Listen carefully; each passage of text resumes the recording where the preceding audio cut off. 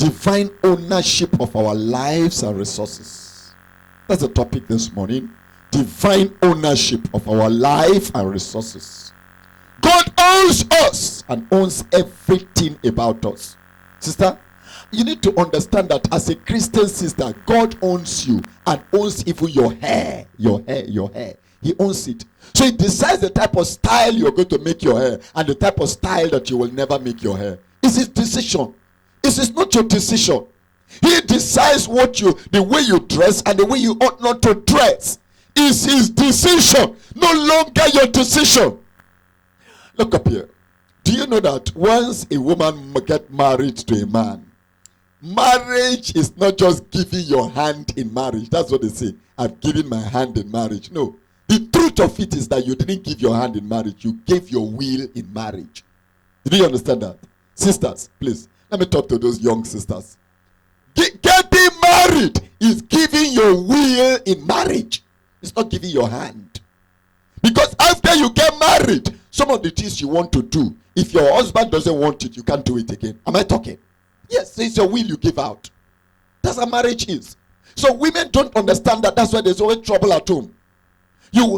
When I got married, permit me to talk about myself. When I got married, there are clothes my wife brought into the house, and I said, no, you can't wear this again. You can't wear this one again. You can't wear this one. Some of this clothes, I bought this clothes. So here, I said, that's all right, that's fine, but you can't wear it again.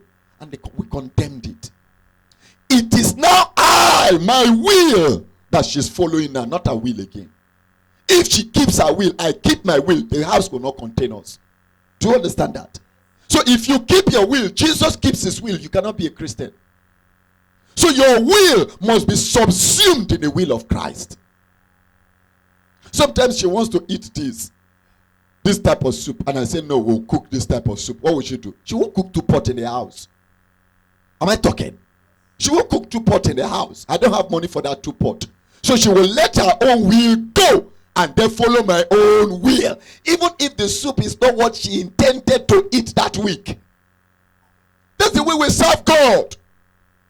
That's the way we serve God. So when you become a Christian, sister, what you did is to give your will away. That's why we say, come into my heart and be my what? Lord. Who is the Lord? The one that takes control of what you do. If he's your Lord, then you automatically become his what? God bless you. You become his servant. You become his servant. You serve him. You humble yourself. You bring yourself down. You don't raise your shoulder again. You bring yourself down. See the Bible. In 1 Corinthians chapter 6. Are we there? Talk to me, church. Are we there? That's Christianity. Suppose I'm a Christian now, I'm born again now, and you still decide what to wear. You still wear trouser, wear knicker, and when you see pastor, you jump, you hide. Oh, no, you're not a Christian. When you become born again, sincerely born again, bro, you give your will away. Not my will, Lord. You know, when Jesus Christ was about to go and die for humanity, and that night, he went to Gethsemane. When Jesus got to Gethsemane, did you discover that there were 2 wills in Gethsemane? There were 2 wills in Gethsemane. Did you discover that? The will of the Father and the will of Christ. Was it the same? It was not the same. The will of the Father in heaven and the will of Jesus was not the same. That's why Jesus said, when he got to Gethsemane, he said, if it be my will, let this cup to what? Pass over me. If it were my will alone, Lord, if you were not there, if suppose you allow me to do my will, I won't go to Calvary. But he said, nevertheless, I throw away my will. Let thy will be. So it means Jesus has his own will. Sister, sometimes in dressing, you have your own will. But because you're a Christian, you throw away your will. That's sometimes when we talk to some people and say, this is the type of hair you need to make as a Christian. They say, Pastor, my hair is very stubborn. No, your hair is not stubborn. It's your head that is stubborn. Do you understand that? Your hair is not stubborn because this hair has no will. Did you hear me? This hair, cut it out. Now, if I carry it to plane, I want to cut this hair, it won't shout. The hair has no will. It is the head that is stubborn, not the hair. So when I hear sisters say, Pastor, my hair is stubborn. No. You are getting it wrong. Your hair is not stubborn. What is stubborn? Your head. It's the head that is stubborn. It's the head I say no, not the hair. I pray that stubbornness, you drop it. I become a genuine Christian. Not my will. Not my will. Not my will. That's the beauty of Christianity. When you get to the point where you can be able to say for everything, not my will. Sometimes you wake up in the morning, you just wake up in the morning, you want to jump into the kitchen, and the Lord said, today, don't eat until 12 o'clock. Not my will. It's not as if you don't have food. You have food. But as you are praying, something inside of you told you, stay till 12. Stay till 1. Not my will. The will of God be done. See the Bible. 1 Corinthians chapter what? God bless you. In 1 Corinthians chapter 6, let's look at this together quickly. 1 Corinthians chapter 6, verse number 19 and 20. The scriptures are important. 1 Corinthians chapter 6, in verse 19 and verse 20. Are we there? Verse 19. What? Paul shouted. What? Know ye not that your body is the temple of the Holy Ghost, which is in you, which ye have of God, and ye are not your... Sister, did you see that? Paul said you are not your own. You don't belong to yourself. Everyone who is born again is not his own. And everyone who is not born again also is not his own. Do you hear that? Nobody on earth owns himself. If you're born again, who owns you? If you're not born again, who owns you? The devil owns you. He tells you what to do. He tells you where to go. He tells you the type of film to watch. He tells you the type of friends to select. He tells you the type of people that will be your friend. He tells you the type of things to do. He tells you where to go. He is in charge. In the life of every sinner, the devil is in charge. That's why something happens in the yard. He tells you the type of thing to say. Have you discovered sometimes something happens just now, and then between two women, and the other woman opened their mouth, the type of curse that came out of her mouth, you begin to ask yourself, when did she construct this type of thing? It's not she talking. It is the spirit of her father talking from her. She doesn't own herself. She doesn't own herself. This is so you go out there, you see a girl of almost 29 years, half naked on the street, and you begin to ask yourself, does this girl not have sense? Look at the skirt. Look at the type of skirt she's wearing. Look at her whole chest is outside in the public. What's happening to her? No, she does not own herself. It is the spirit in her that dictates the way she will dress. As she woke up that morning, the spirit inside of her told her this is where to wear, this is what to wear. That's how it happens in life. See, Paul said in verse 20, let's read verse 20 together. Everybody, after 2, go.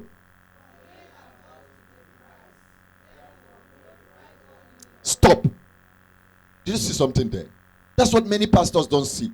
For ye are bought with a price. Therefore, because of that, glorify God. Where? Body first. He mentioned body first before soul. What is body? Your physical what? Your physical appearance. So how do you glorify God? Your physical appearance. How do you do that? The way you dress. Some churches say no, dressing is not found in the Bible. Ye are not your own. The Bible says you are bought with a price. Therefore, glorify God in your body. First body before spirit. Suppose God, Christianity is in the heart. No. The Bible didn't say so. The Bible says Christianity is also in what? The body. See it. Verse 20. For ye are bought with a price the day you got born again. You don't know what happened, bro. The day you gave your life to Jesus Christ, Christ came down to the slave market. The devil will not let you go. So the price Jesus paid was his blood. He took his precious blood. Because the devil told him that if you want me to release these people, the only thing I will take from you is your death. So Jesus said, okay, if it's my death that will save the people, let me go to the cross and die. So he went to the cross, died there, and it was that blood that was the currency that bought you. So that's why every time we mention the blood, Satan remembers. That's the price I took. So I don't have power again to hold anything. I've taken that price. So that's what the Bible says, that we are bought with a price. We are bought with a price. Therefore, we glorify God in our body and in our what? Which are God's. We're talking about divine ownership of our lives and resources. Everything we have in this life belongs to God. Some people don't understand that. That's why you see the way they hold their money. Say, this one is my money. You don't have the money. He who owns you owns your money. Let's understand that. The topic this morning is divine ownership of our lives and resources. Look up here. Look up here. No. Look up here. If a woman in the village goes to the market and buys a native fowl, brings the native fowl to the house, and the native fowl lays an egg, who owns the egg? Talk to me now. Who owns the egg?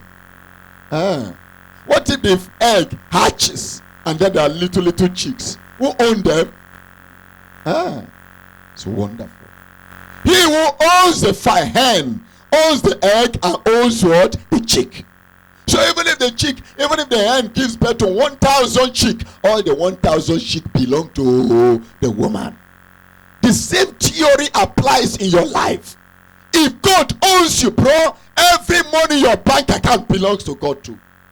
Your certificate belongs to God. Your beauty belongs to God. Your handsomeness belongs to God. Your properties belong to God. Your house belongs to God. Everything about you belongs to God. When you have this understanding, it will not be difficult to give anything to God. Everything about you belongs to God. What if you gather everything in this world and he said, okay, it's like I had a story, a very funny story between a man and a woman. The woman was working and she was doing well more than the man. So, sometimes in some women who are not born again, if they are doing better than the husband, they become proud. And so the woman was becoming proud, and then they had an issue between herself and her husband. And then while they had those issues, then one day she decided, I'm going, out of anger. And she said, I'm going. And people gathered together. They were begging her. She said, no, I'm going. And she now said, I'm going to pack all my things. The husband entered the house. See, you want to go? Say yes. Okay. You want to pack your things? Say yes. Okay. The husband said, when you finish packing, I also pack. He said, okay. Then the woman began, pack your things, all the things in this. I carry anyone that you know is your own, carry it. I allow you. The woman was shocked. The woman carried fridge, carried television, carried this one, carried that one. She was packing. By the time she packed all her things outside, the man said, have you finished? She said, yes. The man said, okay. Now it is my own turn to carry my own property. So the woman was thinking, what's your property here? All these things I kept here, which one is your property? The man went and grabbed the woman and said, you are my what? You're my property. And because you're my property, every other thing also is what? Mine. Anger died. There's some type of things you do. Even the person that is angry starts laughing. Am I correct? She didn't know that before. That because the man married her, every egg she lays belongs to the man. She didn't know that one before. She didn't understand that because the man married her, the man did not only marry her, the man married her certificate too. She didn't know that one before. It was that her eyes opened. So this man that married me also married my certificate, married my salary. That's why in a real marriage, your wife does not have right to take salary and keep it in the house, hide it, and don't tell the husband. That money does not belong to her. And it's causing problems in home. Madam, everything you own belongs to your husband. Everything. That's genuine Christianity. The same way also, everything you own, boy, belongs to God. Everything you own. Everything you own. You built a house on earth, is God's own. You have a car, is God's property. You have children, is God's property. Whatever you have, divine ownership of our life and our properties. That's why God finds it difficult to bless some people. Because they are so selfish and self-centered. And God said, even if I give her, I give him now. If I come back to ask him, he won't give me. Let him. Once God discovers that anything he gives you, you can give it back to him. He will give you anything you want. Some of us have made a vow on earth that whatever comes into our hand, we'll use it to serve God. That's a vow some of us have made. Whatever comes to this our hand in this life, we'll use it to serve God. Hasn't made your consecration to that point. See the Bible. We'll look at three things before we pray. Three things. Number one, God's indisputable ownership of our lives. God's indisputable ownership of our life. That means God owns our life without any argument. God's indisputable ownership of our lives. Nobody here can say that he created himself. I've not found anybody. Even the most wicked native doctor on earth cannot say he created himself. Even Hitler did not say he created himself. The greatest atheist on earth cannot claim that he created himself. Everybody knows that there's a being somewhere that created them. That's what we're talking about. God's indisputable ownership of our lives. Genesis chapter 1. Let's go back. Genesis chapter 1. Bro, God owns you. Owns everything you have. Sister, whatever God gives you in this life, it belongs to him. See, Genesis chapter 1. That's why you don't use your beauty the way you're using it. It's not your own. He just gave it to you. See that? Genesis chapter 1 in verse 26 and verse 27. I know you know this story, but I just want us to look at it. Genesis chapter 1 verse 26 and verse 27. And God said, let us. Us is plural. What does it mean? God the Father, God the Son, God the Holy Spirit. Let us make man in our image. Let's stop there. You know what's an image? A likeness of something. God said, let us, that's the original plan. Let us make man in our image. Now the question I want to ask you is that, are you still in the image of God? Or you have been thwarted? You see, can I talk to you, church? Can I talk to you? The reason why the devil is doing all the things he's doing in the name of fashion is because of Genesis chapter 1 verse 26. He knows man was created in the image of God. So what he's trying to do is to change the image of God into his own word. If you go to computer, you could discover that in computer there's something they call photoshopping. That you can snap somebody's picture now. You snap my picture and put it there in the computer. You can now remove the head, cut out the head, and carry the head of Brother Chidi in his own picture and come and fix in that head. So when you fix Brother Chidi's head in that body, what will people call that one? Brother Chidi. But originally it was not what? Am I correct? The same thing the devil is doing.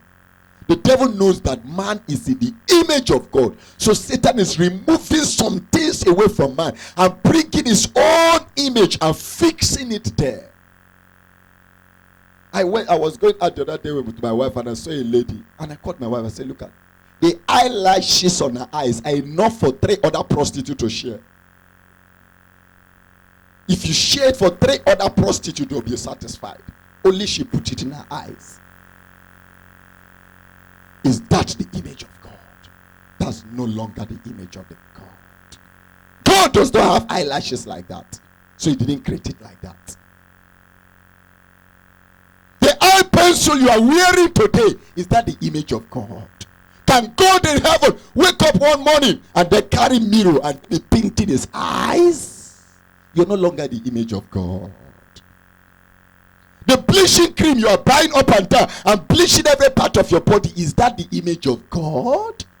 God cannot go to the devil's camp and buy a bleaching cream to bleach himself. The weave you are putting on your hair, is that the image of God? That's not the image of God. The devil has thwarted the image of God. The devil has destroyed the image of God.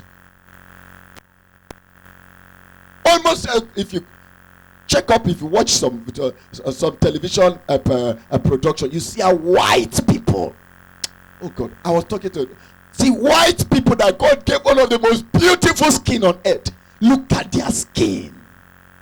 You'll be so surprised that some of them who are superstars, that beautiful skin God gave them, you won't see it again. They've used tattoo to cover the whole beauty. Have you seen some of them before? The whole of their back tattoo, the whole of their front tattoo, the whole of their hand tattoo, the whole of their leg tattoo. Yellow people are tattooing themselves to become black. Black people are bleaching themselves to become yellow. God will deliver us from that confusion. You see them use yellow people use black tattoo and tattoo themselves. It is all the devil corrupting the image of God. Are you still the way God created you?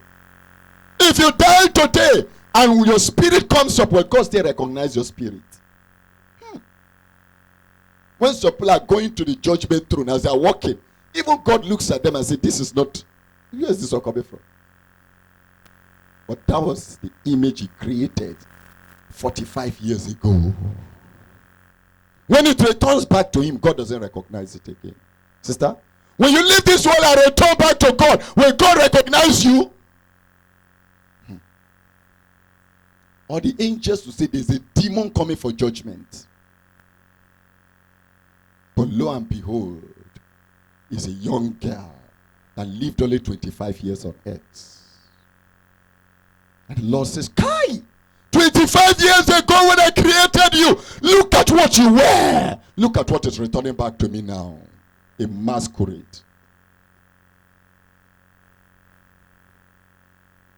God owns us. We belong to him.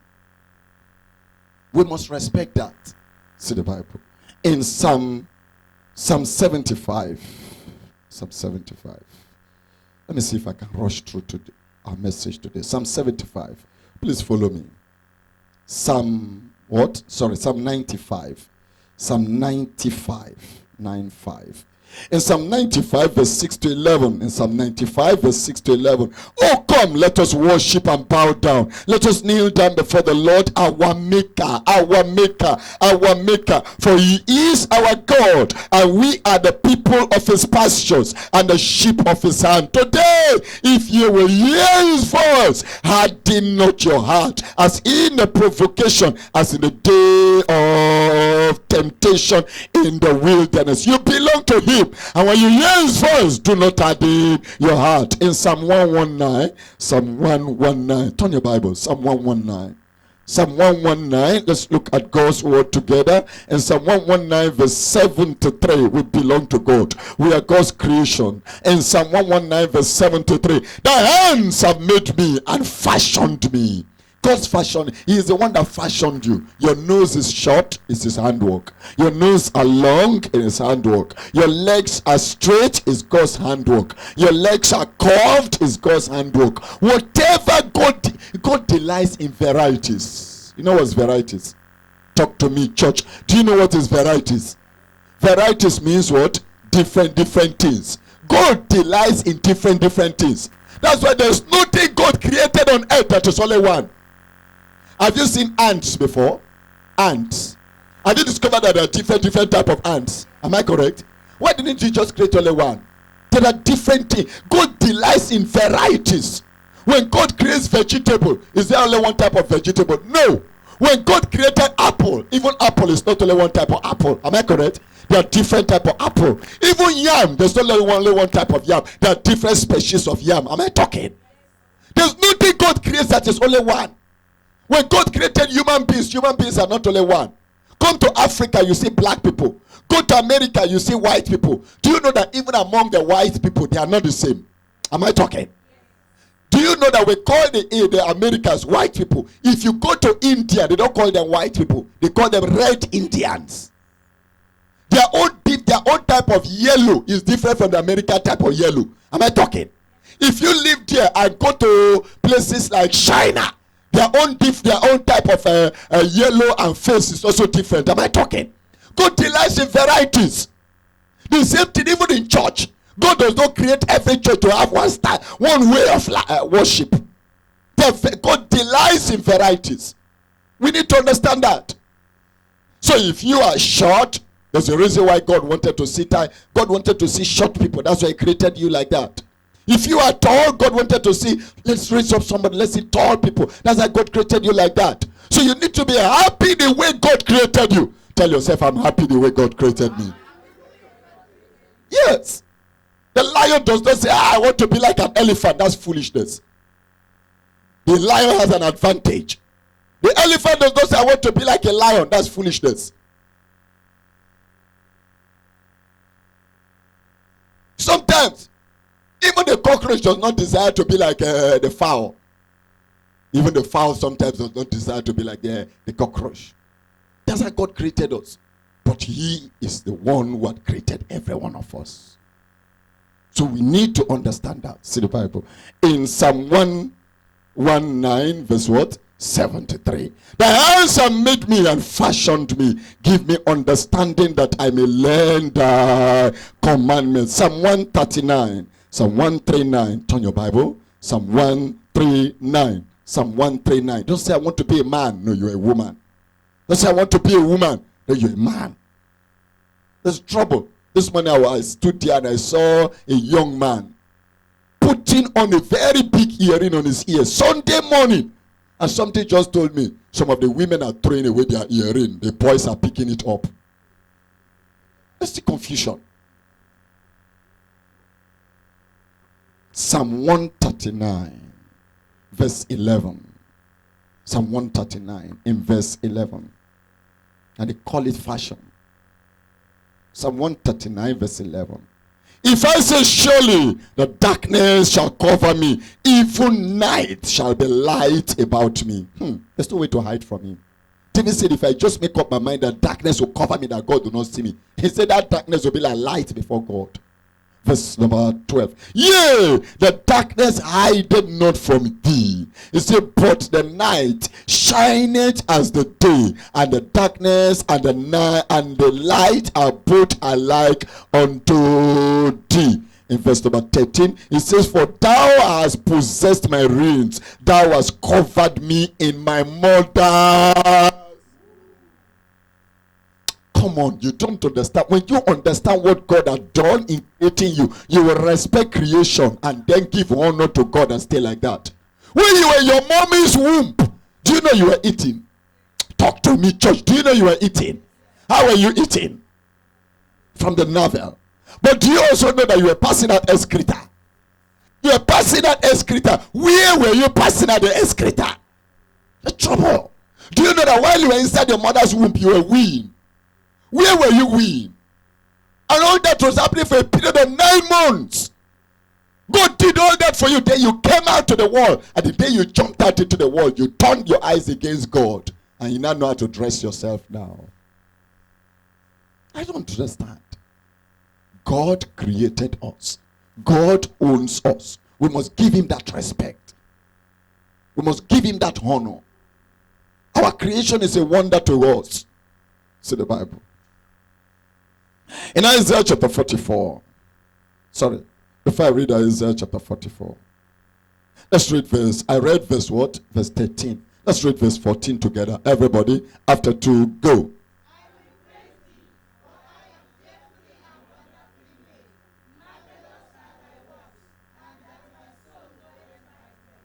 Beautiful. I am fearfully and wonderfully what? Made. We are fearfully and wonderfully made. If you look at the way God created man, you know that we are fearfully and wonderfully made. Something bites your feet. Beating your feet. How do you know something that beating your feet? From that point, a message is sent to the brain. The brain interprets the message immediately. There is a bite. And sends that message back again to the mind. And the mind begins to feel the pains. It's not the brain that feels the pain. And that part of the body begins to feel the pain. Look at the message that is going on within you. Somebody touches you for you to feel it. Messages are being sent. There's a network inside the body. There's a mystery to man. That's why those who tamper with nature, God is not happy about it. Because after God had finished creating everything, every day of creation, before God finally closes and goes to rest, what did he say? It is good. He created on the first day. After finished creation, he says it's good. He left. He came the second day, started work again. When he finished, he said it's good. He left. On the sixth day, he said it is what? Very good.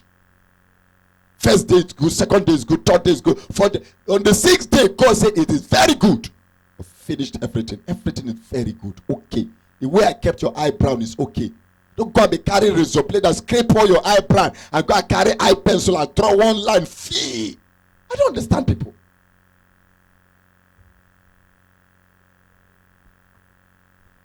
You are okay the way you are. Zechariah, Isaiah chapter 44. God owns us. God owns everything about us. So don't have right to just tamper with our body anyhow.